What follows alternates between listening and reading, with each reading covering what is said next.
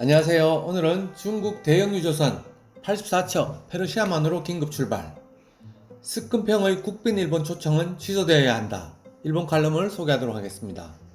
3월 17일 중국의 대형 유조선 84척이 일제히 페르시아만으로 향했습니다. 유가 하락을 맞이해서 싹쓸이 구매를 하기 위해서입니다. 3월 16일 밤부터 17일 새벽까지 중국의 인터넷은 술렁였습니다. 중국 전역의 항구에 있던 VLCC 대형 유조선 중 20만 톤급 이상이 일제히 닻을 올리고 한 곳에 모여 페르시아만으로 향했기 때문입니다.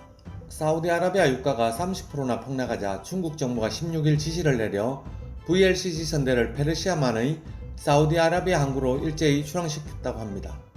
이 선대라면 왕복으로 1.68억 배럴의 원유를 실어 나를 수 있습니다. 중국의 석유 소비량은 하루 1279만 배럴이므로 1.68억 배럴이라면 열흘 정도의 양에 지나지 않지만 여하튼 이 기회를 놓칠 수 없다는 기세입니다. 유가 폭락의 배경에는 사우디아라비아와 러시아의 공조 결렬이 있습니다.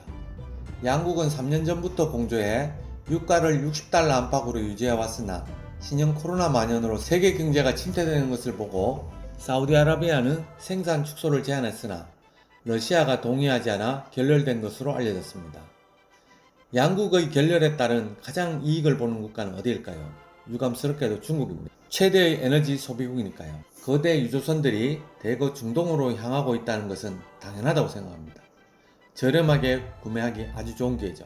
스끈평은 우한발 코로나 바이러스 폐렴을 전 세계에 퍼뜨려 인류의 존망의 위기까지 몰고 와 외국 경제활동에 엄청난 타격을 주고 있습니다. 전 세계의 사과는커녕 중국이 감염 확산을 억제하고 시간을 벌게 해준 데 대해 감사해야 한다는 말도 안 되는 메시지를 계속 내놓고 있습니다. 아베 총리는 지금도 아직 이런 스끈평을 국빈으로 일본에 초청하려고 안달입니다. 이 때문에 일본은 감염 확대가 이어지고 있습니다. 홋카이도의 감염자가 월등히 많은 것도 중국인 관광객이 많이 찾는 곳이었기 때문입니다.